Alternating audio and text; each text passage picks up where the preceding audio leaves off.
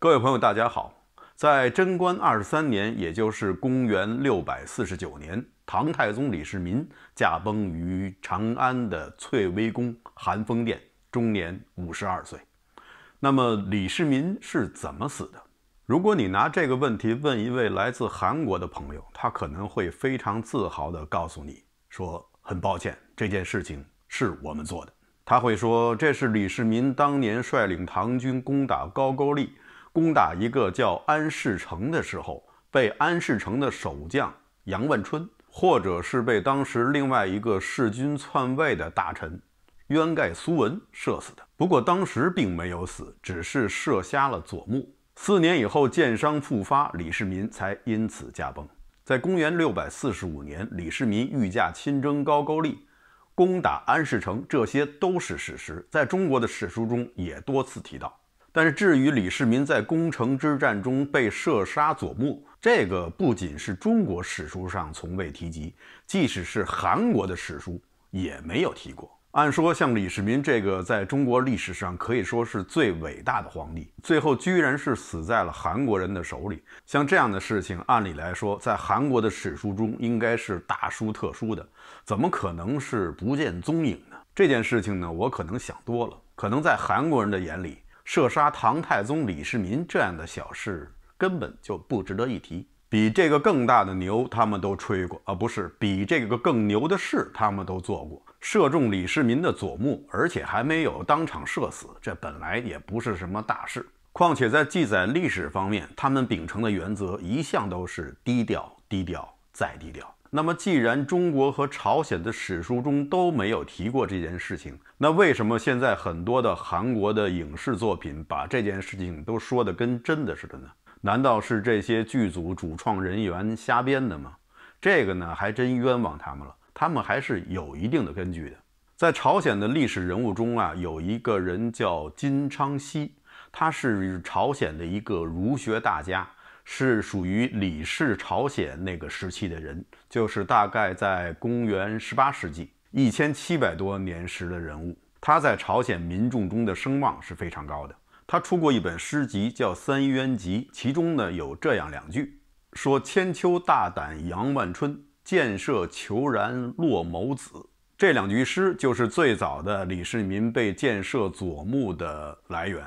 金昌熙呢还是比较隐晦的，没有直接说李世民的名讳，只是说虬髯客。但是后来呢，随着当时朝鲜国内仇清的情绪越来越高涨，因为朝鲜那时候是清朝的藩属国，虬髯客也就从帝到太宗，最后到了唐太宗李世民，射瞎的一目也固定在了左目。这个就是这段所谓史实的来源。是的，没错，来自于一首诗。其实这件事情来源于哪儿，对于某些人来说并不是很重要。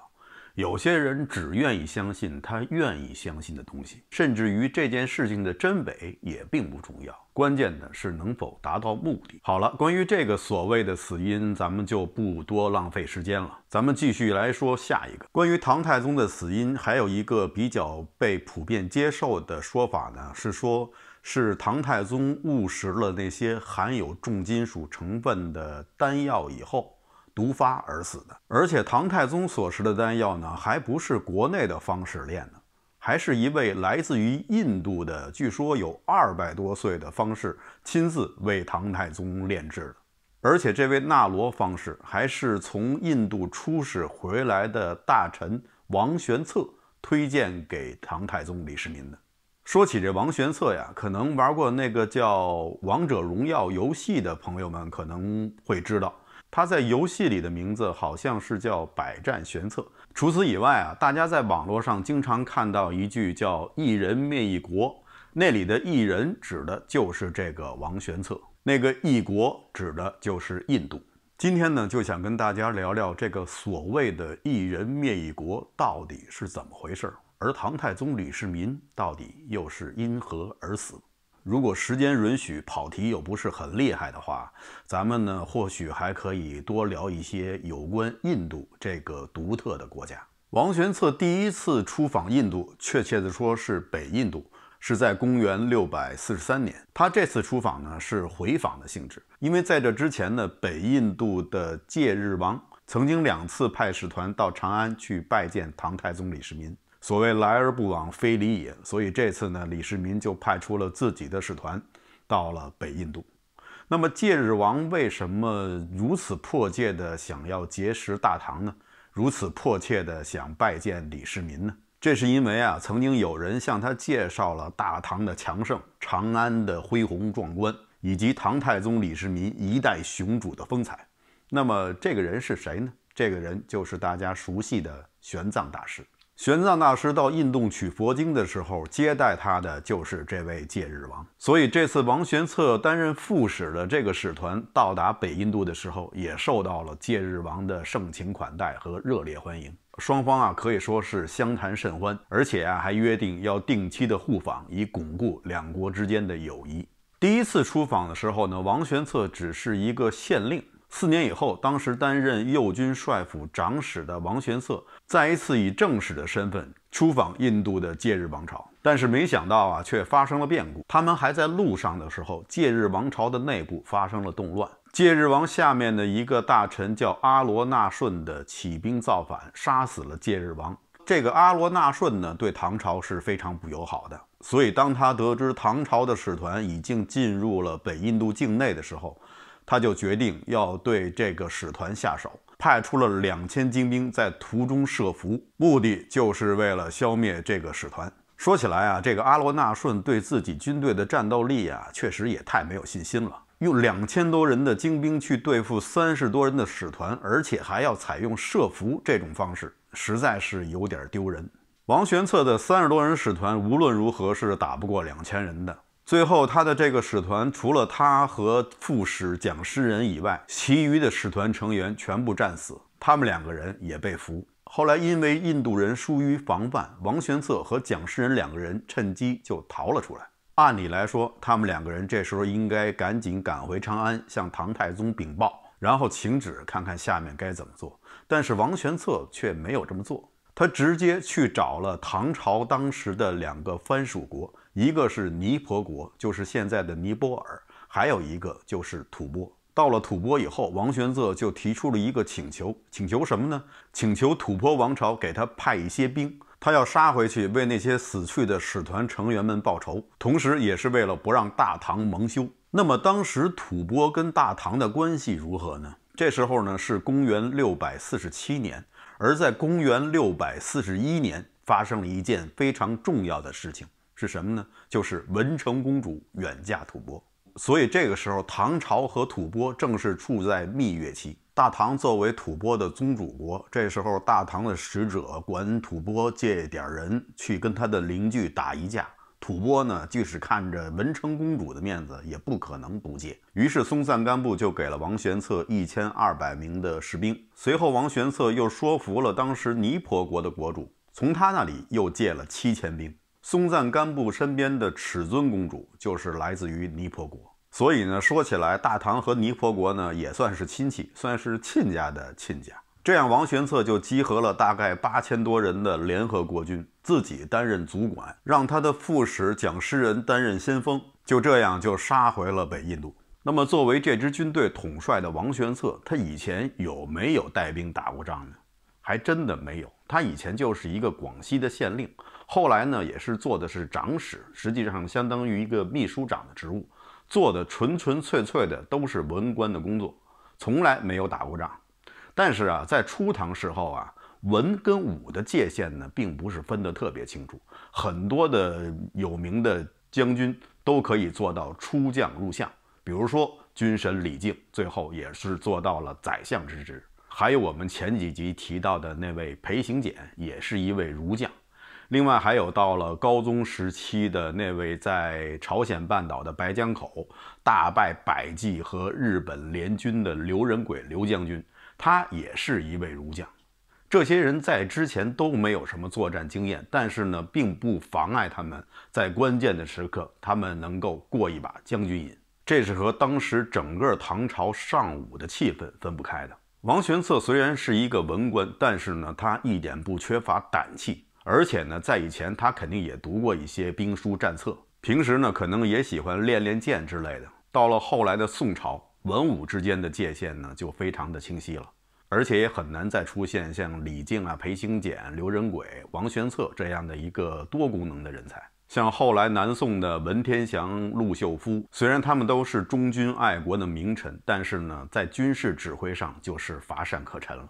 所以注定他们只能成为悲情英雄，不能成为扭转乾坤的人物。王玄策不顾一切带兵杀回北印度的原因，除了我们刚才提到的为了那些死去的使团成员，还有为了大唐的荣耀这些冠冕堂皇的理由以外，估计王玄策心里也有自己的算计，就是他咽不下这口气。他作为使团的正使，结果部下被杀，自己也被囚禁，最后是落荒而逃。而且最可气的，这一切还都是天竺国所为。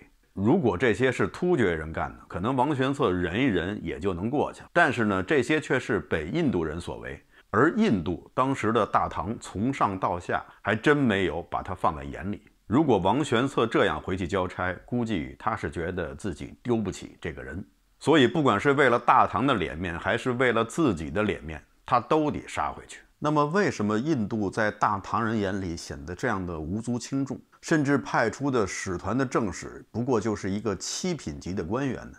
这个呢，就要从印度的历史开始说起。大家知道，在印度这个地方，很早以前，大概是在公元3000年以前吧，存在一个叫哈拉帕文化，这是一个非常灿烂的文明，但是呢，后来就完全的灭绝了。印度本土的居民呢叫达罗毗荼人，这个种族呢人都比较黑，而且也比较矮。据说达罗毗荼人男性的平均身高不过是1.5米几，女性的1.4米几。后来雅利安人入侵，就征服了整个南亚次大陆，达罗毗荼人要么被杀，要么就被轰到了印度南部。雅利安人给这里带来了婆罗门教，而且还带来了影响印度数千年的种姓制度。种姓制度大家应该都有所耳闻，整个社会阶层被人为的分成了婆罗门、萨帝利、吠舍、首陀罗，另外还有最后一个阶层就是贱民，又叫不可接触的人。他们做的都是一些最脏、最累、最卑贱的工作，而且种姓是固定的，生生世世也不可改变。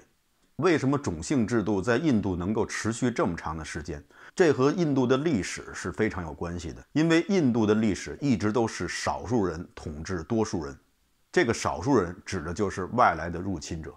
所以有人说过印度是没有历史的。为什么这么说呢？是因为印度的历史都是外来入侵者书写的，而印度本土的人他们一点也没有改变过，所以说印度没有历史。而且即使到了现在，印度人也没有什么历史观。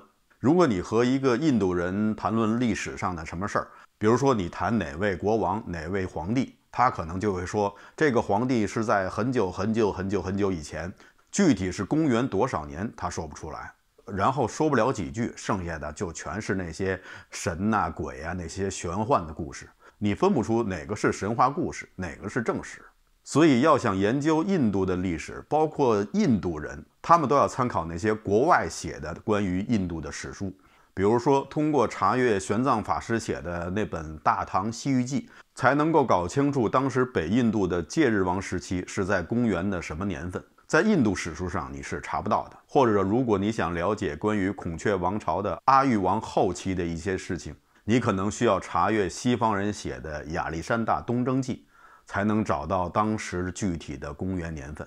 所以印度是没有像中国那样有个什么24史啊、史记这样一个非常规范的官方认可的史书的。和中国不一样，印度呢是长期的处于一种分崩离析的状态。在历史上应该说只有在孔雀王朝时期算是印度实现了初步的统一。孔雀王朝的第3位国王阿育王，他呢登基以后呢是不断的向北扩张，算是基本实现了印度的统一。孔雀王朝和中国秦朝相处的时间呢差不多，而且它和秦朝一样，在完成统一以后很快的就崩溃了。秦是2世而亡，它只比秦朝多了50年。孔雀王朝覆灭以后呢，像波斯的大流士啊、马其顿的亚历山大呀，都先后的入侵并征服过印度半岛。后来到了公元100多年的时候，这时候呢，中国呢正处在西汉时期，又有一个族群进入了印度。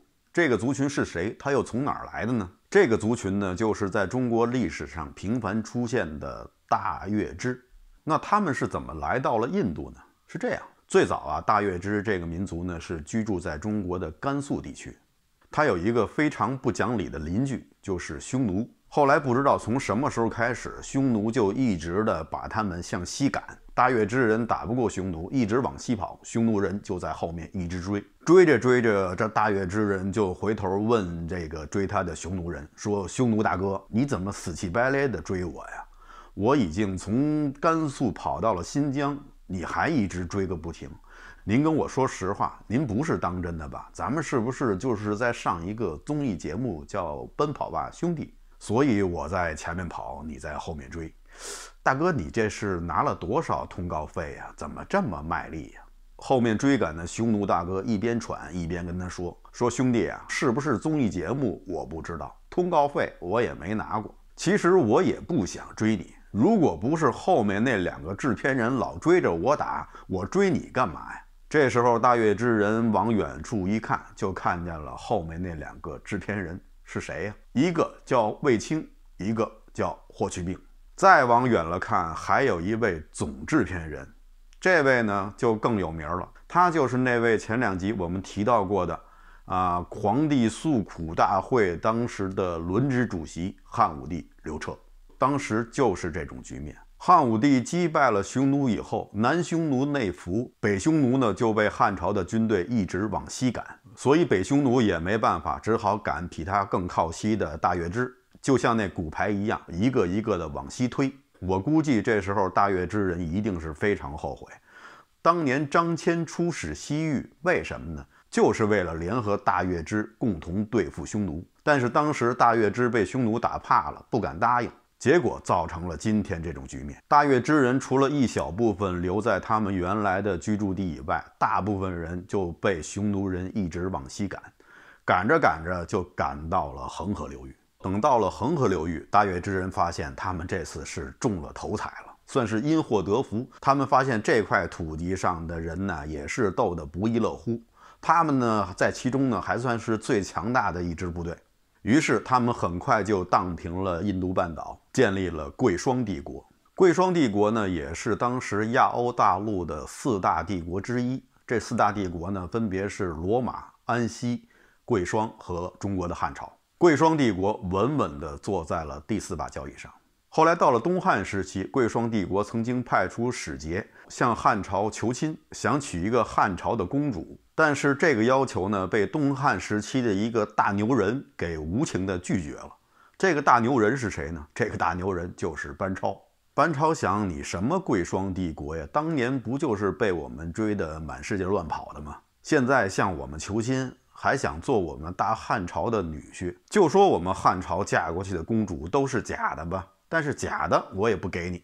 被拒绝以后，贵霜帝国的皇帝呢非常震怒，就带着7万人马翻越了帕米尔高原，进攻当时只有2000多人的班超所率领的部队。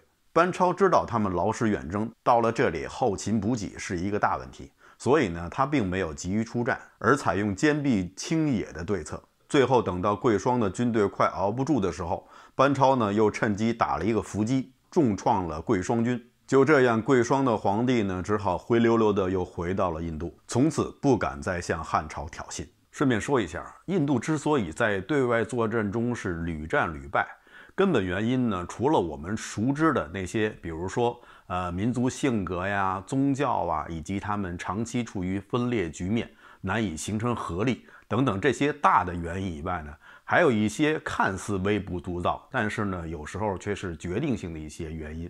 比如说古代印度军队所仰仗的象军，这个象军啊看起来是挺吓人的，体格庞大，无坚不摧，而且又是皮糙肉厚的。一般最初和象军作战的时候呢，都要吃很大的亏，但是一旦熟悉了大象的特点，再和象军作战的时候呢，就容易多了。大象有什么特点呢？第一个特点，大象胆小。你别看它体格庞大，但是呢，它胆子特别小。第一是怕火，第二呢是怕那些猛兽，比如说狮子之类的。所以有些外来的军队呢，就运用火攻或者运用这些猛兽的图形，把大象吓得是掉头就跑，反而把自己的士兵踩死无数。大象还有一个特点呢，是怕疼。一疼呢他就害怕，一害怕呢他就乱跑。你总不能一边打仗一边喂大象泰利农吧？大象这体格吃一两片估计也不管用。那么印度军队为什么不像其他国家的军队那样大量的使用马匹作战呢？那是因为印度这个地方实在是太热了，不出产马。即使出产一些马，它也不会是那种适合作战的大马，因为大马只能出产于高寒地区。再有一点呢，是印度军队的盔甲不行，也是因为气候炎热，所以呢，如果穿全套的重甲的话，可能还没等正式开战，人已经死了一半了，另外一半也都中暑晕倒了。所以古代印度军队呢，他们使用的都是一些链子甲。你还别说，这个链子甲的透气性能倒是挺好，但是呢，恐怕能透过去的不光是气，什么枪尖啊、剑尖啊，也一样的能透过去。在冷兵器时代，盔甲是非常非常重要的。这也就是为什么在我国古代，如果你私藏盔甲的话，那是会被判重罪的。当年有人告发太子李建成私藏盔甲，意欲谋反，这件事情当时可是把李建成吓坏了。因为私藏盔甲确实是大罪，大部分的印度士兵上阵作战的时候是不穿盔甲的，有的呢只是带一块副甲，凉快倒是真凉快了，但是呢有时候凉的确实很快。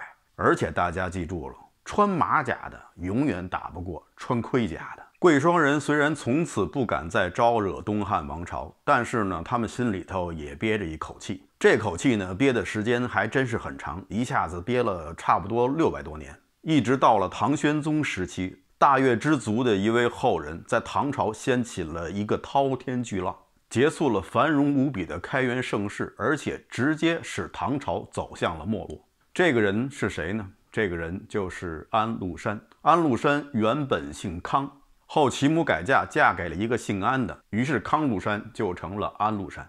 不管是姓康还是姓安，康和安都属于昭武九姓。昭武九姓出自于昭武城，而昭武城就是当年大月支部的都城，安禄山就是大月支人的后裔。关于印度有趣的事情很多，今天呢，因为时间的关系呢，不可能在这里一一跟大家讲了，以后有机会咱们再慢慢聊。咱们继续来说王玄策，他带着8000多兵杀回北印度以后，经过2场战役，彻底打垮了阿罗那顺，而且还活捉了阿罗那顺本人以及他的妃子和孩子。这就是网上所说的所谓的一人灭一国。其实我觉得一人灭一国这种说法呢太夸张了。如果一国指的是印度的话，首先一点，印度在当时并不是一个国家的概念，而只是一个地理的概念。就好比说是非洲或者说是欧洲，它只是指的是这个地区，并不是指的某一个国家。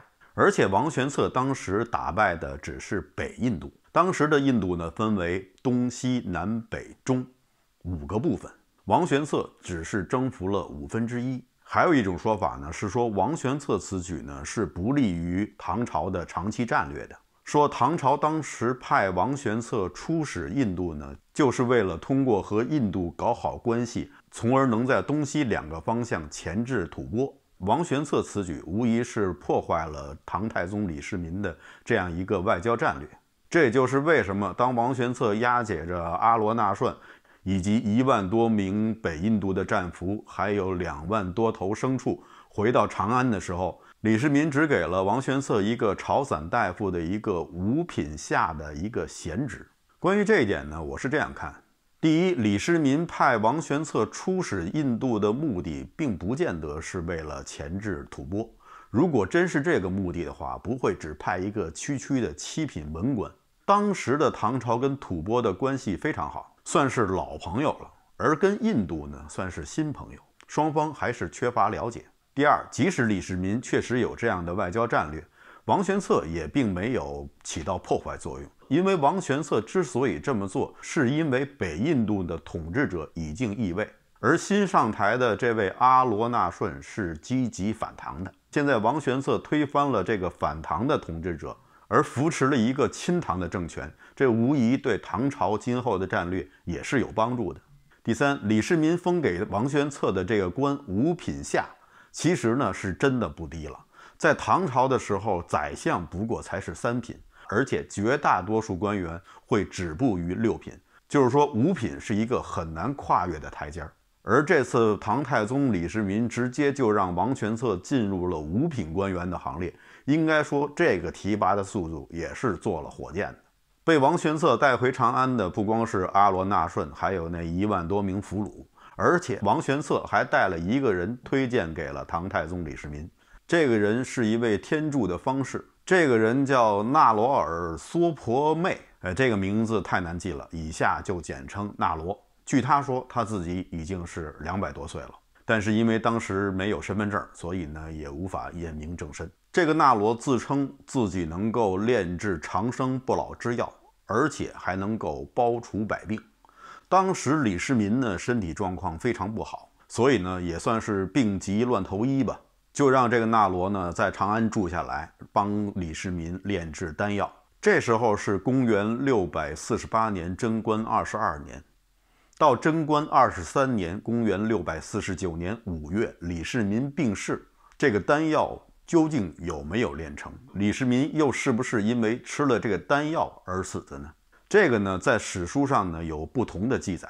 第一种说法呢是说唐太宗李世民最后是服用了丹药，而且是中毒而死。这种说法的史料依据呢是出自于《旧唐书》的《宪宗本纪》。宪宗指的是唐宪宗，是大概在公元800多年，距唐太宗李世民差不多160年。是说当时宪宗询问手下的大臣李藩，问他关于神仙的事情是否可信。李藩呢就说了这样一番话，说文皇帝服胡僧长生药，随治暴击不救。第二种说法呢是说李世民服用了丹药，但是呢没有什么实际效果。这种说法的史料依据呢是来自于《旧唐书·好处郡传》，是说在唐高宗李治时期，这时候呢李治的身体也是每况愈下，他也想找一个印度的胡僧来为他炼制一种长生不老的丹药。为此呢，当时的黄门侍郎郝处俊就给李治上了一份奏章，劝李治呢不要相信这些胡僧，而且提到了当年李世民服用丹药的情况。他提到胡人有异术，征求灵草蜜石，历年而成，先帝服之，竟无异效。按他的说法呢，就是李世民在病重的时候吃了药，但是呢没有起死回生的效果，最后还是病发而亡。听起来啊，这2种说法似乎都有点道理，而且呢还都有史料作为依据。除了这2种以外，还有第3种说法。在《资治通鉴》关于这位印度方士时，曾经有过这样一段记载，说其言率戒于旦无时，苟欲以延岁月，药尽不救，乃放还。意思呢就是说这个人说话呢言过于时，故意拖延时间，最后呢也没有炼成丹药。后来这位印度方士就被送回了印度。另外在《册府元规》一书中也有类似的记载。从以上2个记载来看呢，这个天竺方士并没有炼成丹药，所以说唐太宗李世民并没有服用他的丹药。那么这种说法是否可信呢？说老实话，就冲着《册府元规》这本书，我就觉得这个说法非常可信。为什么呢？因为《册府元规》是一个非常严肃的正史书，它的主编者是宋真宗时期的宰相王钦若。王钦若就是当年跟寇准对着干的那位宰相。后来呢，因为和寇准不和，所以呢自己就离开了权力中枢，主编这本《册府元规》。《册府元规》所采用的资料全部出自于正史，特别是对唐和五代的历史有非常详尽真实的记载，而且特别是有关皇帝的记载是非常的详实，很多资料都是出自于实录。这一点啊，就比刚才提到的《旧唐中宪宗本纪》中李藩说的那番话更具有可靠性。李藩那个时代距离唐太宗驾崩已经有了160多年。至于第2种说法中的郝处俊，他所能了解的情况也是非常有限。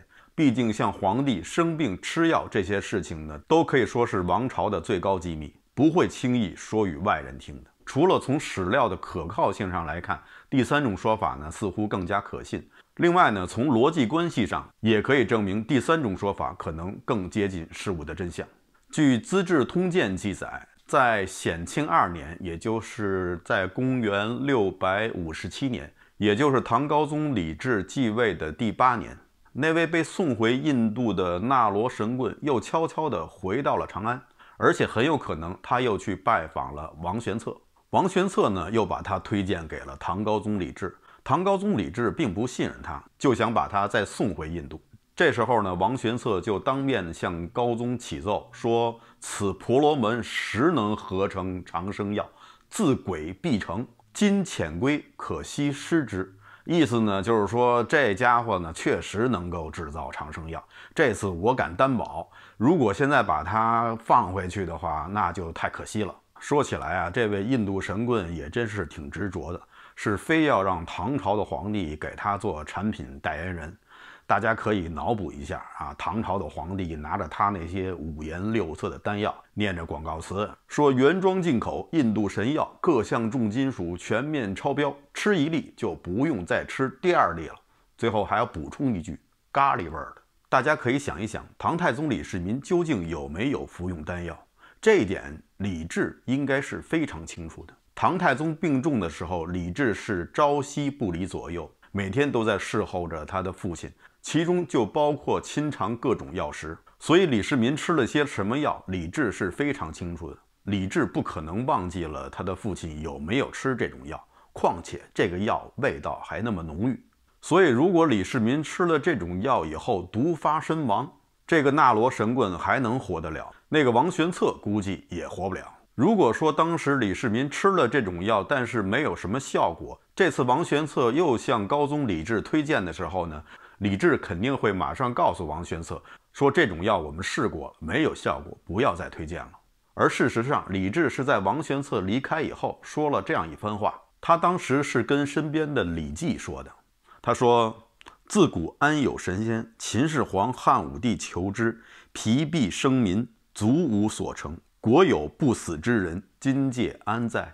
所以可见啊，李治对这药的疗效并没有直接提出反对意见，他只是不信这些方士所言而已。这时候有的朋友可能会说，你刚才不是说李治自己还在求长生不老药吗？又让一个印度的神棍去帮他研制。说这些话的时候，就是说他不相信这些丹药的时候呢，李治还很年轻。而说那些话，他想吃长生不老药的时候呢，那时候李治已经开始生病，所以他那时候是和当年的唐太宗李世民一样，也是病急乱投医了。所以啊，说到这儿，我想大家应该比较清楚了，李世民应该是没有服用丹药，他确实很想吃，但是呢，丹药并没有制成。那么又回到我们最初的那个问题，李世民到底是怎么死的呢？其实啊，死因非常简单，很有可能是死于从他的父亲唐高祖李渊开始遗传下来的遗传疾病。史书记载，李渊是死于风疾，而唐太宗李世民的晚年也受风疾所累，痛苦不堪。所谓风疾呢，有可能是高血压，也有可能是一种心脑血管的疾病，这个呢我也不能肯定。但是唐朝确实有6、7位皇帝都得过同样的疾病，包括后来的唐高宗李治。李治可能是从小身体素质就比较差，所以呢，在他30多岁的时候，病就开始发作，严重的时候呢，头疼异常，目不能视，这也就导致了最后他将大权交在了武则天的手里。唐高宗李治呢，最后确实服用了不少丹药。那么他最后的死因是死于丹药呢，还是死于遗传疾病呢？这个呢很难界定，或者二者兼而有之吧。至于他的父亲唐太宗李世民，我想大家现在应该很清楚，他确实不是死于印度神棍的丹药，但是他之前有没有服用其他的丹药，这个呢也很难说。最后啊，还有一点很有意思，就是在司马光编纂的《资治通鉴》中，把我刚才说的3种说法都编了进去。不知道这位喜欢砸缸的司马大先生当时是怎么想的，看起来他倒好像是真的吃错了药。好的，以上就是本期节目的全部内容，谢谢大家收看，欢迎大家点赞订阅，咱们下期节目再见。